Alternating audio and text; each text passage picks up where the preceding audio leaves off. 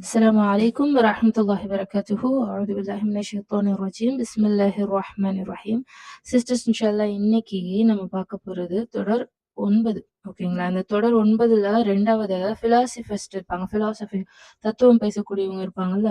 அவங்க கிட்ட ஷைத்தான் செய்ற குழப்பம் என்ன அப்படின்றத தான் இன்னைக்கு பார்க்க போறோம். அ அதாவது லாஸ்ட் டைம் நம்ம பார்த்திருப்போம் பக்தி ரஹ்மத்துல்லாஹி அவங்கள பத்தி. ஸோ அவங்க தான் இந்த இடத்துலயுமே நம்மகிட்ட வந்து பேசுறாங்க. அதாவது அவங்க என்ன சொல்றாங்கன்னா, நம்ம சிம்பிளா பார்ப்போம். அதாவது பொருட்கள் ஒரே ஒரு உண்மை தன்மையை மட்டும் பொருந்தி இருப்பதில்லை. மாறாக அவற்றின் உண்மை தன்மை ஒவ்வொருவருக்கும் அவங்க நம்புற விதத்துல தான் இருக்கு அப்படின்னு சொல்றாங்க. ஒரு பொருள் அப்படின்னு சொன்னா, யூஸ் பண்ற திங்ஸோ, இல்ல ஒரு விதமான கருத்தோ, ஒரு ஒரு கருத்த கொண்ட ஒரு விஷயமாவோ இருக்கலாம். சரியா? அதுல ஒவ்வொருத்தருடைய புரிதல் ஒவ்வொரு மாதிரி இருக்கும். அப்படிதானே? இப்போ எனக்கு ஒரு விஷயத்த தெரிஞ்சிருக்கு அப்படின்னா, என்னோட புரிதல் அத பத்தி வேற டைப்ல இருக்கும். உங்களுக்கு அதே விஷயத்த தெரிஞ்சிருக்குன்னா, ஆனா உங்களுடைய புரிதல் அத பத்தி வேறையா இருக்கும். சரியா? அந்த ரூட்ஸ் இருக்குல்ல, புரிஞ்சுக்கிற விதம்னு ஒண்ணு இருக்குல்ல, அது வந்து ஒவ்வொருத்தருக்கும் ஒவ்வொன்னு டிஃபர் ஆகும். ஸோ அத தான் இந்த இடத்துல நமக்கு சொல்லி என்ன சொல்றாங்கன்னா, இப்படி நம்பக்கூடிய சிலர் வந்து இருக்காங்க. அது எப்படின்னா, பாருங்களேன். ஒரு விஷயத்தை நம்பக்கூடியவர்கள் யாரும் இல்லை என்று நாம் கருதும்போது, அதை நம்பக்கூடியவர்களின் நம்பிக்கையின் அடிப்படையிலேயே முடிவு இருக்கும் அப்படின்னு சொல்லி சொல்றாங்க. இது கொஞ்சம் புரியாத மாரி இருக்கும். நான் எக்ஸ்பிளைன் பண்றேன். பிலாசபிஸ்ட் அதாவது தத்துவம் பேசிக்கிட்டே இருப்பாங்க. எத கேட்டாலும் தத்துவமாவே தான் வரும். முன்னாடி நம்ம வந்து இந்த சூஃபிசம்க்கு என்ன பார்த்தோம்? அ இருக்கா? இருக்கு. இல்லையா? இல்ல. ஆனா வாங்க, இருக்கோ இல்லையோ நம்ம அத நோக்கி போவோம் அப்படின்னு சொல்லி கூப்பிட்டா எப்படி நம்மனால போக முடியும்? அப்படின்னு தானே நம்ம யோசிச்சோம். அவங்களுடைய அவங்களுடைய இருக்கு, இல்ல. இல்லன்னும் சொல்றீங்க, இருக்குன்னும் சொல்றீங்க. இப்படி உங்களுக்கே முடிவா இதுதான் அப்படின்னு தெரியாத ஒரு விஷயத்து பக்கம் எப்படி மத்தவங்கள நீங்க அழைக்கிறீங்கன்றது தான் இவங்களுடைய கேள்வியா இருந்துச்சு சூஃபிசம் பேசுறவங்கள்ட்ட. சரியா? அதேபோல இந்த தத்துவம் பேசக்கூடியவங்க அந்த சூஃபிஸ்ட்லயே இன்னொரு ஒரு சாரர். சரியா? இன்னொரு ஒரு டைப், இன்னொரு ஒரு கூட்டம். அவங்க எப்படி பேசுவாங்கன்னா, எத கேட்டாலும் தத்துவமாவே தான் வரும். நீங்க கேள்விப்பட்டிருக்கீங்கல்ல தத்துவம் அப்படின்னா, ஞானி மாதிரி பேசுற அவங்க பேசுறதுல ஏதோ ஒண்ணு இருக்கிற மாரி நமக்கு இருக்கும். ஆனா போய் பார்த்தோம்னா, இருக்க ஒரு விஷயத்த பத்தியே அவங்க பேச மாட்டாங்க. இருக்கோ இல்லையோ, நம்ம வந்து இப்படி போவோம்.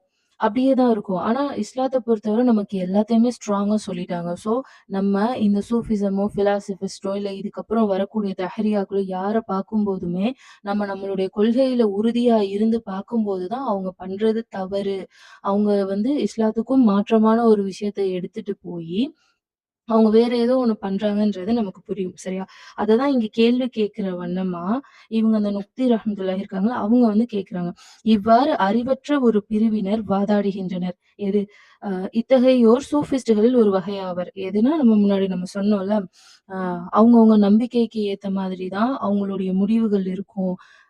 இதுதான் நம்பிக்கை, இதுதான் நம்பணுன்றத பத்தி அவங்க சொல்ல மாட்டாங்க. நம்பிக்கைக்கு ஏத்த மாரி தான் இருக்கும். ஸோ, அத பத்தி எனக்கு ஒரு புரிதல், உனக்கு ஒரு புரிதல். ஸோ, இப்படி ஒரு குழப்பமான ஒரு நிலையில தான் இருக்காங்க. ஸோ, நம்ம இதெல்லாம் ஒரு தெரிஞ்சுக்கிறதுக்காக வச்சுக்கலாம். சரியா?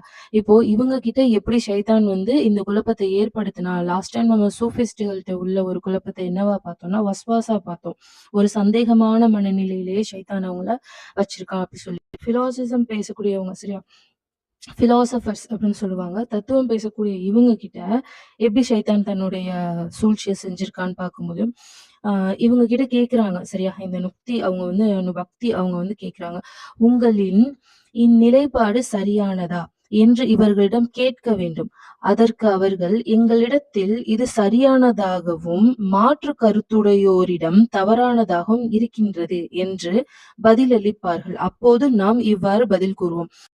அப்போ அவங்க என்ன சொல்றாங்க பாருங்களேன் சிம்பிளா. ஆ எங்களுடைய கூற்ற ஏத்துக்கொள்ளக்கூடியவங்க இத சரின்னும், ஏத்துக்காதவங்க மாற்று கருத்து உள்ளவங்க இத தப்புன்ற மாதிரி தான் சொல்றாங்க அப்படின்னு அவங்க சொல்றாங்க. அப்ப இவங்க அந்த நுக்தி ரஹ்மத்துல்லாஹி அவங்க நம்மள என்ன கேட்க சொல்றாங்கன்னா, இப்போது அவங்க கிட்ட நீங்க வந்து இப்படி ஒரு பதில சொல்லுங்க. உங்களுடைய நிலைப்பாடு சரியானது என்று உங்களின் கூற்று உங்களுடைய நிலைப்பாட்டின்படி உங்களோட நிலைப்பாட்டின்படி நிராகரிக்கத்தக்கது தான். அதாவது அவங்களுடைய அந்த கூற்று, அவங்களுடைய கொள்கையின்படி பார்க்கும்போதே நிராகரிக்கிற மாதிரி தான் இருக்குன்றாங்க. அது எப்படின்றத பார்ப்போம். மாற்று சாரி மாற்று கருத்துடையோர் உங்களின் நிலைப்பாட்டை தவறாக கருதுகின்றனர் என நீங்கள் ஒப்புக்கொண்டது உங்களுக்கு எதிரான சான்றாகவே உள்ளது. அதாவது மாற்று கருத்துன்னு ஒண்ணு இருக்கு அப்டின்னா, அப்போ உங்களோடது ஸ்ட்ராங்கானதா இருக்காதுல்ல. இப்போ இஸ்லாத்த பத்தி தெரியாதவங்க இஸ்லாத்த பத்தி மாற்று கருத்து அது இதுன்னு வச்சு இப்படி இருக்கலாம்ல, அப்படி இருக்கலாம்லன்னு கேட்பாங்க. ஆனா கேட்கக்கூடிய அத்தன பேத்துக்குமே ரிப்ளை பண்ணக்கூடிய வகையில தான் இஸ்லாத்தினுடைய பதில் இருக்கு. நமக்கு வேணா சொல்ல தெரியாம இருக்கலாம். நமக்கு இப்ப வந்து உங்ககிட்ட ஒரு நான் முஸ்லிம் இருக்காங்க. வந்து கேட்குறாங்க. "நீங்க ஏன் தலையில துணி போடுறீங்க? நீங்க ஏன் முகத்த மறைச்சு வெளிய போறீங்க?" அப்படின்னு கேட்டா, நாங்க முஸ்லிம் நாங்க அப்படிதான் இருக்கணும்னு தான் மேக்ஸிமம் சொல்ல வருமே தவிர, ஏன் அதெல்லாம் பண்ண சொன்னாங்கன்னு by the Islam by the narration of hadith நமக்கு சொல்ல தெரியாது. உண்மதானே? அதுக்காக நம்மளுடைய இஸ்லாத்துல அதுக்கெல்லாம் பதில் இல்லாமலாம் போகல. அதாவது இப்போ இருக்கிறத விட இப்போ இஸ்லாம் பரவிருச்சு. பரவிய முஸ்லிம்களா வாழக்கூடிய நமக்கு பதில் சொல்ல தெரியல. சரியா? ஆனா அந்த காலத்துல இஸ்லாம் வந்து அது எந்த காலம் அப்படின்னு சொல்லிடுறேன். ரசூலுல்லாஹி ஸல்லல்லாஹு அலைஹி வஸல்லம் அவங்களுடைய காலத்துல அவங்க அப்பதான் அத வந்து இன்ட்ரோடியூஸ் பண்றாங்க. புதுப்பிக்கிறாங்க. ஏகத்துவத்த பத்தி சொல்றாங்க. குழப்பமான விஷயங்கள்ல இருந்து நெறைய பேர் என்ன செய்றாங்கன்னா, இஸ்லாத்துக்கு வராங்க. ஸோ அப்ப ஒவ்வொருத்தரும் நெனச்சவாறுல கேள்வி கேட்பாங்க. அதுக்கு எல்லாமே பதிலளிக்கக்கூடிய விதத்துல தான் இஸ்லாம் இருந்துச்சு. ஸோ நம்ம இன்னும் நெறைய தெரிஞ்சுக்கணும். இப்ப இந்த இடத்துல பாருங்க, அப்போ எந்த ஒரு நிலையா உள்ள ஒரு விஷயத்துக்கும் மாற்று கருத்துன்ற ஒண்ணு இருக்காது. ஆனா, இவங்களுடைய கொள்கைக்கு மாற்று கருத்தா ஒருத்தர் ஒண்ண கொண்டு வராங்க அப்படின்றப்போ, அப்போ உங்க கொள்கை வந்து அ இவங்க அதாவது அந்த பிலாசபிஸ்ட்ட இவங்க கேட்குறாங்க. அவங்களுடைய கொள்கை சரியானதா இருக்காதுல்ல அப்படின்ற மாரி இவங்க அவங்களுக்கு கொஸ்டின் கேட்குறாங்க. இப்ப நெக்ஸ்ட் பாருங்களேன், பக்தி அவங்க வந்து ஒரு விஷயத்த நமக்கு சொல்றாங்க. இவங்க அதாவது இந்த பிலாசபர்ஸ் கிட்ட உலகம் உருகிக் கொண்டும், ஓடிக்கொண்டும் இருக்கின்றது. பொருட்கள் எப்பொழுதும் மாறிக்கொண்டு இருப்பதால், ஒரு விஷயத்தில் மனிதன் ஒரே விதமாகவே சிந்திக்க இயலாது என்று இக்குழுவினர் வந்து சிலர் வாதாடுகின்றனர். சரியா? அதாவது இது நீங்க ரொம்ப டீப்பா யோசிச்சா தான் இதனுடைய அர்த்தங்கள் உங்களுக்கு புரியும். சரியா? இந்த மாறிக்கொண்டே இருக்கிற உலகத்துல எல்லாமே மாறுமே தவிர, இத வந்து நம்ம நிலையாவே யோசிக்க முடியாதுன்னு இவங்க வேற ஒரு விஷயத்த வச்சு இங்க சொல்றாங்க. இதுக்கு பதிலா நமக்கு இவங்க சொல்றது என்னன்னா, இவர்கள் கூறிய பதில் அப்படின்னு, எதையும் உறுதியாக அறிய இயலாது என்று நீங்கள் மறுத்திருக்கும் போது, உங்களுடைய இந்த வாதத்தை மட்டும் எப்படி அறிந்து கொண்டீர்? இப்போது நாம் யாருக்கு பதிலளித்துக் கொண்டிருக்கின்றோமோ, அந்த நபர் இவர் அல்லாத வேறு நபராக முன்பு இருந்திருக்கலாம் அல்லவா? அதாவது எல்லாமே மாறிட்டு இருக்கு. ஏதாவது ஒரு விஷயத்த இப்போ நம்மளுடைய காலத்துக்கு ஏத்த மாரி சில விஷயங்கள் நமக்கு அப்டேட் ஆகும், அப்கிரேட் ஆகும். இப்போ நம்ம சின்ன வயசுலலாம் கீபோர்ட் மொபைல் யூஸ் பண்ணியிருப்போம். சாரி கீபேட் மொபைல் யூஸ் பண்ணிட்டு இருந்திருப்போம். ஐபேட்ஸ் இருந்திருக்கும், எல்லாம் இருந்திருக்கும். ஆனா இப்ப இது நம்மளோட பசங்க, நம்மளுடைய சிப்லிங்ஸ் உடைய காலத்துலலாம் எல்லாமே மாறியிருக்கும். இப்படி இருக்க வளர்ச்சி வேற. ஆனா இவங்க எல்லாம் சொல்லக்கூடிய விஷயம் டோட்டலாவே எல்லாம் மாறிருச்சு. அப்ப உள்ளது எதுவுமே இப்ப இல்ல. இப்ப நம்ம பார்க்கக்கூடிய மனிதர் கூட நாளைக்கு அப்படி இருப்பாரான்னு சொல்ல முடியாதுன்னு ஒரு மாரி குழப்பமான மனநிலையிலேயே தான் கூட்டிட்டு போவாங்க. இவங்க கூட பயணிக்கிறவங்களுக்கே இவங்க என்ன சொல்றாங்க? ஏன் இவங்க கூட பயணிக்கிறோன்றது தெரியாது. ஏதோ அப்படின்ற மாரியே தான் போவாங்க. ஸோ இவங்களுக்கு இந்த இடத்துல இவங்க ஒரு பதிலா இத சொல்றாங்க. நமக்கு இது போதும். சரியா? பிலாசம் பேசுறவங்க அப்படின்னு சொன்னா எப்படி இருக்கும்? இது உங்களுக்கு புரியுது தானே? கொஞ்சம் புரியாத மாரி இருக்கும்.